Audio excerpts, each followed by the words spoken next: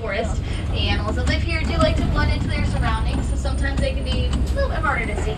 But we're going to give it a try anyway, because that is what we do best around here. Making things nice and simple for us out here on your right hand side, there's going to be this okapi. They do have a black and white stripe pattern on their legs and backhand side, so a lot of people believe that they're related to the zebra. However, this is actually the only known living relative to the giraffe. They are a very shy and timid creature though, so shy in fact they were not discovered by the Western world until 1901. Before then, they were actually thought to be a hallucination. Now, as we make our way throughout the reserve today, we will be checking out all of the bushes. Every now and then we can find a head poking on up. It's a little bit scary at times. Not gonna lie to you guys. Sometimes though, that is how we find these animals. And it is still fairly early. This is a really large reserve. These animals do not have to come by us if they do not want to. It is 100% their decision. So we'll see what we can find while we're out here today. Looks like we're having luck down here by a watering hole though. We're gonna give that truck an opportunity and then we're gonna go down there and get a nice look ourselves. Rhino. Check. Rhino, check. Rhino, check. There's a great look at this beautiful black rhino that is hanging down here. Oh, a black rhino. There's actually two of them. One's really far out there to the left-hand side. He's kind of facing the wrong way. Oh, there he is, way back there. That one. We're going to go down here and get a fantastic look. Now, unfortunately, there are fewer than 5,000 black rhinos left in the entire world due to poaching for their horns. They were once thought to have a medicinal value, but we have found out they're just made out of the same thing that you can find in your fingernails and your hair. You can see the upper lip fill on the left side, kind of acts like another finger for them. Message about rhinos from technically all the way across the globe yet, so they are still heavily poached, but we're hoping the more people we can educate, eventually the more rhinos we can end up saving. Two different types of antelope are moving through out here on your right hand side. We'll start with that taller tan one. It's a greater kudu. It's the second tallest antelope species in the world, standing just under 6 feet tall. Looks like a female. You can tell that. Simple fact, she does not have any horns on her head. Males have those horns. There's a whole bunch of reddish orange ones hanging back there as well. Looks like a whole family of bongos. Nicknamed the ghosts of the forest. Their horns are going to go on a backwards slant. That just helps them to run through these bushes super quick and disappear within seconds. That's a couple different animals in one area. We're going to head on out of the forest though. Start to make our way on over towards the Safari River. You can find that direction. They don't have as many trees to hide behind. Sometimes it can be a little bit easier to find something over there. Although it really wasn't that bad. You can definitely qualify that as a success today. So I'm just doing the river house in store for us right now. I might have actually timed this just right. We're going to get that truck a little bit farther down the hill here, and we're going to make our way just around the river bend. This view is not going to be the best for the friends on the left side of the truck because it's kind of got this big tree blocking our way, but we'll find more of the species farther down though, so I'm not too worried about it. There are two hippos hanging out here on your right. A little bit of a treat themselves. Start to poke out a little bit out that way. So we typically find more farther down river. They just might not be as active as these two currently are. There's a hippo down there. Nice view down there right now. So we'll try to go around the bend here. See what else we got going on. There we go. I'll hang it back here behind the island on your left-hand side. We'll go ahead and get down there. Now, hippos do spend a good majority of their day in the water. Normally, once the sun goes down, they are more likely to come up on land and get some much-needed food. But they can hold their breath about 8 minutes at a time. So you don't always see them if they are around. There's actually quite a few hanging around today. It's a very nice size group. Smells a bloat. They don't really swim. What they're mainly going to do is sink down to the bottom, and then they're going to walk or run along the bottom of the riverbank. And all those larger grayish white birds that hang around that first island back there, those are some pink-backed pelicans. They do get their name from the pink coloration. That's going to appear on their backhand side during the mating season. They are more of a colonial bird. They have been found in groups of 20 to 500 individuals. Not small amounts by any means, that is for sure. They're definitely not a small species of bird. They do have a wingspan of about 7 feet across. It's going to be one of the larger ones that you're going to find around the world.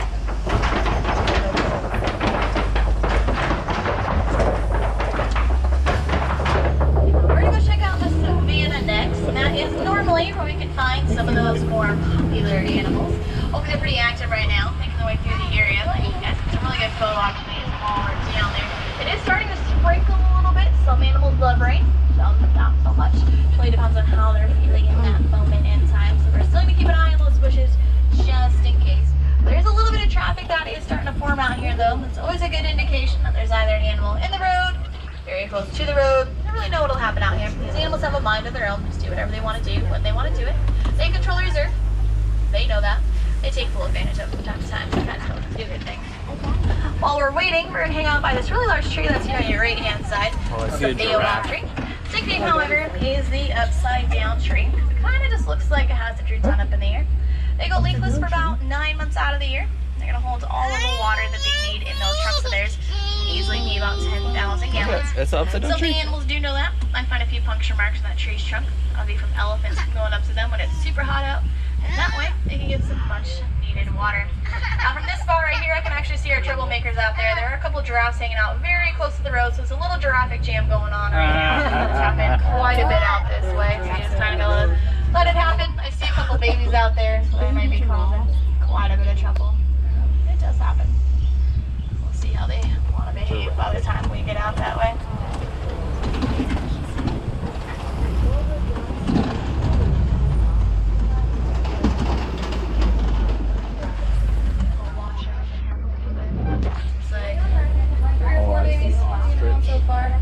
I see giraffes. I think I see baby giraffes. Well, this spot is actually my favorite spot in the entire reserve. It's an absolutely beautiful view. The savannah can just go on for miles on end. The savannah is molded by the animals that live here. The elephants are going to come on through. They will knock down all of the dead trees. Here are the bulldozers. Those giraffes go underneath the living trees. They're going to make them all the exact same level. They're the prisoners. And as the antelope come on by, they're going to mow the grass. Everything's pretty much taken care of by the animals, for the animals. We're just really here to observe them, and we do a really good job of it, especially when they're causing trouble. So you have a couple of them out there, and there's one that's really close to the road farther down up here about 12 o'clock too. So you got a lot of giraffes hanging around today. We're going to get you guys some great looks at them as we make our way around here though, because they've kind of split themselves up into a bunch of small little groups. We definitely need to get some antelope going through here though. These bushes are pretty tall. They have some work to do for sure. Keep your eyes open. There's another one just walking right around the road. There's one walking on the road really fast. And then I can see another baby hanging out inside the trees up ahead of us here too. A lot of little ones in this group. Now the babies are already about 6 feet tall when they're first born. They can stand up on all fours in the first hour of their life. First thing they do experience though is a 6-foot drop down to the ground. Mom does give birth standing up. Let's go a little bit quicker. It's not exactly the nicest thing to start their life, but that's what happened if you remember the giraffe family. You see a whole bunch of African wild dogs lying down here on your left-hand side. These guys are often known as the pizza dog. We have those Now out they are the most successful hunters in all of Africa. They are normally led by the alpha male and the alpha female. No two dogs will have the same coat pattern. They're all unique and different in their own way. It's kind of like their own individual fingerprint. With fewer than 5,000 of them left in the world, and they're sadly the most endangered predator in all of Africa. They love to cuddle up with each other quite a bit. That's how they're going to keep their close bond that they have. Wild dog. Get around here, go to the first group of giraffes. So there is all the babies hanging out here. Amy side. That's a nice look at her. Good look at a mom too. Oh. These are all going to be Maasai giraffes that we will end up finding today. We can normally tell that just by looking at the irregular pattern that is on their bodies. This young one looks a little bit taller than some of the other ones that are out there, so getting a little bit more independent, starting to move around Look at a that little bit baby. more out here. See the baby? The other ones are still some great spots along the way here. Yeah. Time out here, this not so sunny day might actually work out to our advantage quite a bit. Along the way here, we pass by all these really tall red mounds that are on either side of the trek. These are a few termite mounds. They're as hard as concrete. So animals like the giraffes and elephants do like to use them as a scratching post. And eventually, they'll get worn down, like that smaller one out there on your right. Little antelope, we're going to use them as a lookout post. Oops, hello. Only made out of 3 materials though: mud, spit, and animal dung. It's not the best for things out here. A little bit. You can only work with so much when you are the size of a termite. And as you guys can see, not too much around here for them. So you did have to be a little creative. That's just a little too creative for my liking. Very happy with my termite. You see the baby That's one? way too much for that. We'll give the right side of the truck a good look at the giraffe here too. Before we head up here to the rest of the group. So it looks like we're up to 5 babies now. There's 4 of them hanging out over here. 5 babies. It's actually a very large group of giraffes. So there's a tower. As they make their way through the area, they look at the nickname the journey. Sometimes you can hear either word being Look at used. the antelope They on do the only hill. have 7 vertebrae in their neck, which is the same where we have in ours. She's just larger. They're also going to have that 18-inch long tongue. That'll just help them to reach the leaves and branches that are just out of reach. It is a dark purple in color, so I know it's quite often a rather painful if I were to get sunburned. We're going to be careful though, because we do have this big one. See this giraffe right here? It's going to walk right in front of Make us. sure we give him enough room. See him? He's gonna walk right in front of us. Good for a second. Oh, I think I just saw him. Get a spit at everybody.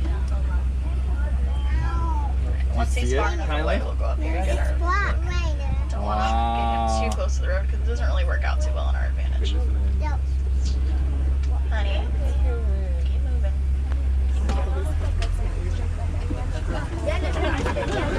Oh, We got that's some so fighting up cool. here in the hilltop with those sable antelope. Those are the official emblem out here in the Harambe Wildlife Reserve, so they are really special to all of us that reside here. But as they grow in age, those horns start to curve back over their shoulders. These predators can jumping on their back when they are not looking. Speaking of horns though, you have these big guys out here on your right that have those beautiful horns on their head. They're Kuli cattle, also known as Watusi cattle, named after Watusi tribe, the first domesticated them. The horns aren't heavy, they're actually hollow. You have a honeycomb structure on the inside that acts like a cooling system for them. It's about 3 to 4 feet in length. They have almost a little springbok out there. You can jump 6 feet up in the air and 13 feet across. They're only 3 feet tall though, so all you're ever going to get. They will do what is known as cropping. Their speed is about 60 miles an hour, up to 6 feet in the air. And as they jump, they hunch their backs into an arc. So you know they're really excited once one starts. They all start going. Happen all too often. It's actually really amazing to experience it. And there's a whole herd of white-bearded wildebeest out there in the high field. Out there, you're right, about 2 o'clock. They participate in one of the greatest migrations in the world. So it's a great migration. Researchers were able to find one group that consisted of 2.8 million wildebeest. So they're the second most populated mammal. Second only to us humans, of course. Now, other than that, though, I'm not seeing too much else around here. It's perfectly fine. This is only one small section of the savannah. We still have a lot more ground to cover, a lot more time to do it. And I still want to try to find you guys something a little bit larger while we're out here today. That would be ideal for sure.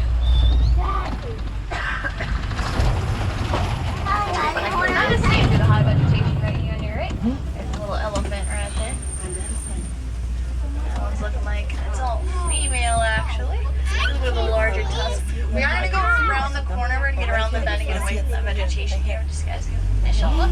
Along the way, there's even some mandrills out here on your left-hand side. They're hanging out in this little termite mountain. There's a long group of trees. Large monkeys. Another group. Haley, here's your monkeys.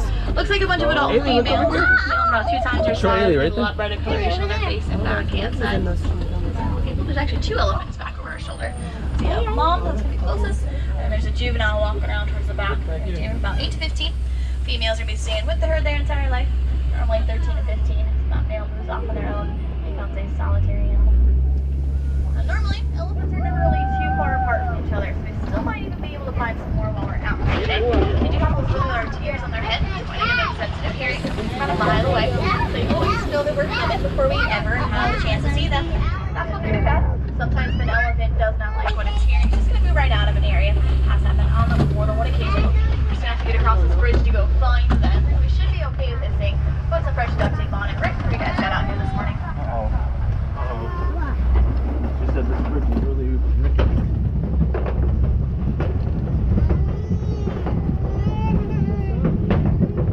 Perfect. Well, it doesn't really rain. I'm not 100% positive the duct tape that we're using is waterproof. We did run out of gorilla glue last night, so it's really all that we have left to work with. But I guess it's doing okay for right now. Ooh, there we go. See a few tusk marks. Looks like there's even some footprints down in the clay. It's a really good sign of elephant activity. They do eat that clay. Some nice minnows right there. See one walk around a little bit farther out there yet. Try to go a little bit more. There's one here. Ooh, interesting. I think we found ourselves a bachelor herd, guys. It doesn't really happen all too often. You'll mainly find it when it's no longer breeding season, because this is a big male right here. They're about 15,000 pounds. They're definitely not a small animal. We're going to go around. We're going to try to get another look at him here, depending on where he's standing. Let's dictate with the hedges that are out this way. That one that was further back looks like another juvenile. So every now and then you are going to find these big males. You take a couple of younger ones, breathe their wing. Now he's moving on me. I'm kind of showing the ropes. Nice. Exactly what it is to be a male elephant, because their entire life they've just been with mainly females, maybe a few younger ones. Don't really know what they're doing quite yet. Got a little bit of flapping of the ears going on there. It's a cooling technique that elephants are going to use. It's just like their own personal air conditioning unit. Look at him. Drop their temperature by about 15 degrees. So it is a pretty useful tool. It's definitely Look, there's another. a young male through back here with him. I'm gonna show how to compete for females later on in life. They do have that amazing trunk. There's about 100,000 different muscles in them. You can do some really great things for these guys. The trip It's life. not The quite trip a bit. life has been. So we have seen a few juveniles today, though. That is a good sign of a healthy population. It takes about 2 years for an elephant to have a baby. It's a really slow process. When they're first born, they're about 300 pounds. Like I said, that big guy's about 15,000, so there's plenty of room to get on nice and big. Every now and then you do find juveniles that actually take care of little ones and act like a babysitter for them. That way they're ready to take Sorry, care of them baby. when the time does come. Little flamboyants around the corner here. In this case, a flamboyant is going to be a group of flamingos. These are the greater flamingo. They are the tallest, standing just under 5 feet tall. I'll slice you to pink. They are completely gray when they're first born. Not going to get that pink coloration too much later in life. A strict diet of beta shrimp, which is full of keratin. I do see a few younger ones kind of mixed in there. A little bit of gray on their upper neck, the springbok. on top of their head. There's some pink on the under for their nose. They are getting there. A few more months. Some African ducks. Years, I believe, in first born. I think. Some little springbok will be their way hopping over the hilltop too. I'm not very much to fly.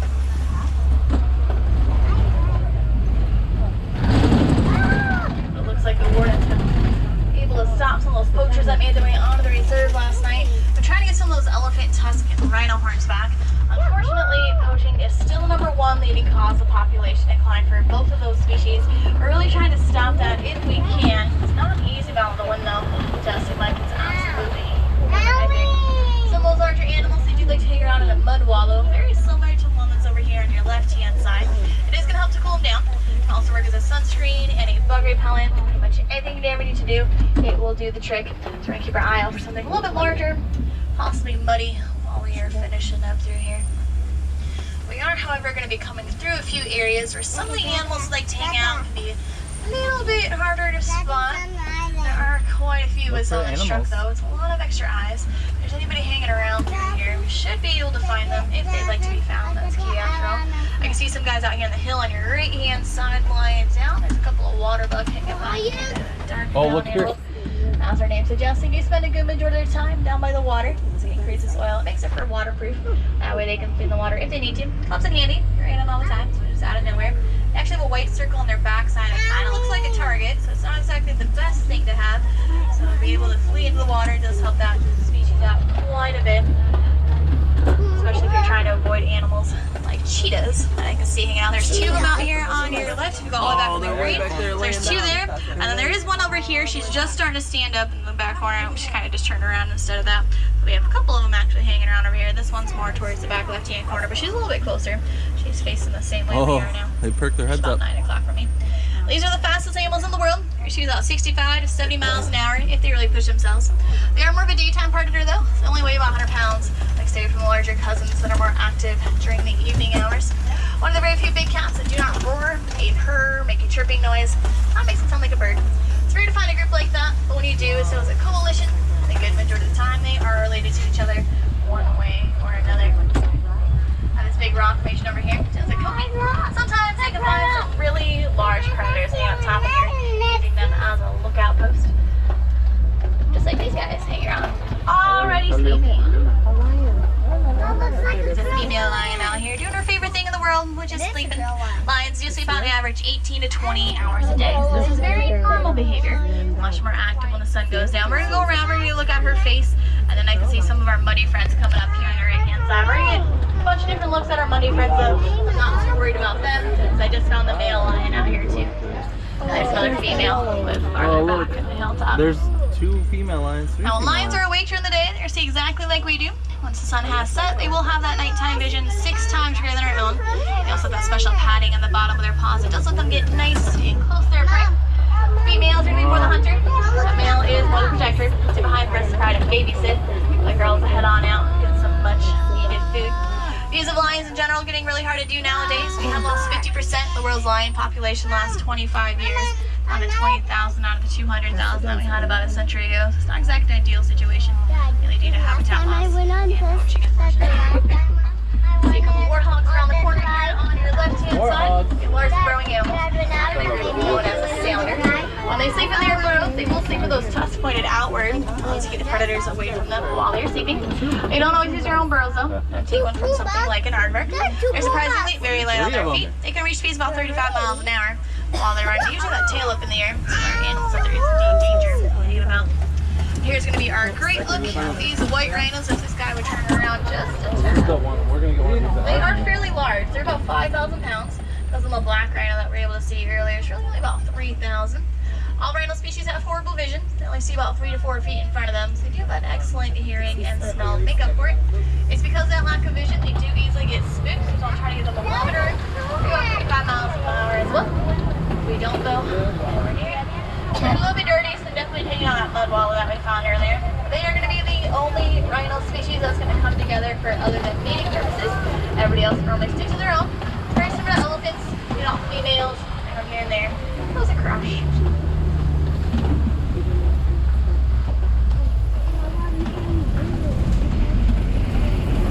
Whoa, this bridge is working. We have one more species here to finish this off on your right. Find ourselves a scimitar horned oryx. This is a desert antelope species that can go 9 months without a single drop of water. Get all the water they need for the food to eat. Won't even start sweating until they reach an internal body temperature of about 115 degrees Fahrenheit. Not really doing so well. They go completely extinct in their natural environment. Just as of 2016, researchers were able to keep captive populations back on out there. Hopefully now those numbers can start to grow a little bit. With that, we're going to start to make our way back towards the village. Here in the Harambe Wildlife Reserve, we do take great pride in being part of the Disney Conservation Fund. The fund does help out some of the animals that you guys were able to see today. One of their biggest projects has helped out elephants. Researchers have actually